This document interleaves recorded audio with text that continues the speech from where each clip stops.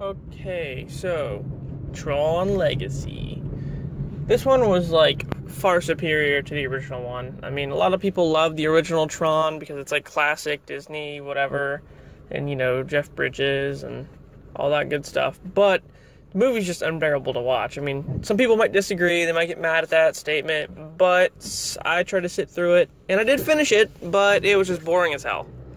In the original one, yeah, you had Kevin Flynn, who was like the software designer.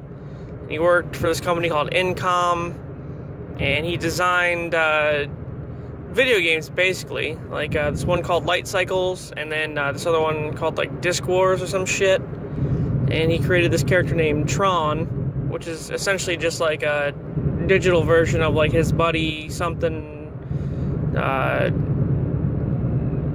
Baxler or Bizzle Baxler or Whizzlewack, something like that. I don't remember his name. But anyway, that guy is Tron. And then Kevin Flynn couldn't like digitize himself and be in there all the time because, you know, he was trying to like mac on this chick and, you know, start a family or whatever. So he created this computer version of himself named Clue, which helped him like, you know, create the vastness of like this digital world that he called the grid. Fast forward, you know, like 15, 20 years or whatever the hell it is.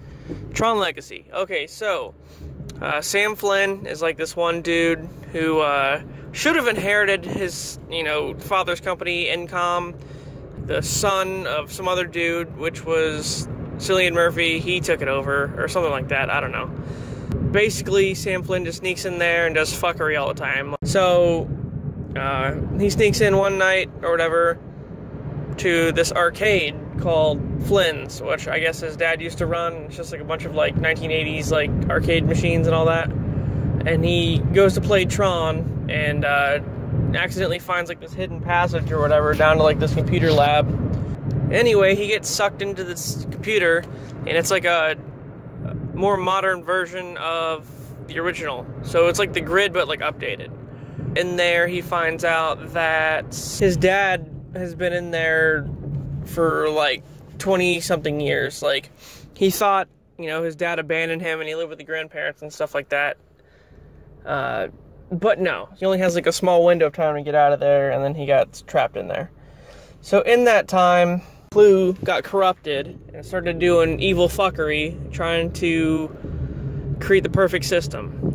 Which, technically, he's just doing what Kevin Flynn programmed him to do, but he doesn't, you know, he sees flaws in, like, things that are imperfect.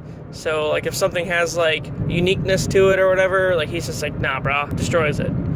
So, Tron tries to stop him. Tron gets all fucked up and brainwashed, and they turn him into Rinsler, which is, like, pretty much Clue's, like, assassin. And then, they imprison Kevin Flynn in, like, this weird tower, which I don't understand, like, what's going on with that, because essentially he can just do whatever he wants. He's, like, God in there, so I don't know why he's letting all this fuckery happen. So Sam Flynn befriends this chick named Quora. Quora is part of this race that just came into being one day inside the computer. He didn't create it, it just happened on its own, and he called them the ISOs, I think, if I remember right. And together, like, they go seek out this one dude who seems to know how they can stop Clue and get the dad back.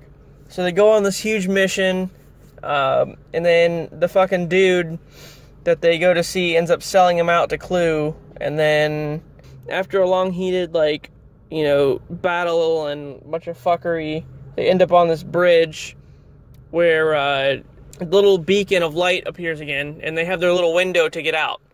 So they're running towards the light. Clue comes out of nowhere and tries to stop him. You know, he almost does, and then Kevin Flynn sacrifices himself and absorbs Clue just so his son and Quora can get away. So when they get out into the real world, Quora becomes a real human being, and pretty much everything that they were just experiencing got put onto like a flash drive, and then he just kind of carries it around his neck. And he plans on saving his dad somehow, but they never really do anything about that because they never made another movie, which a lot of people thought they were going to make a third one, but they just never did. Alright, see ya.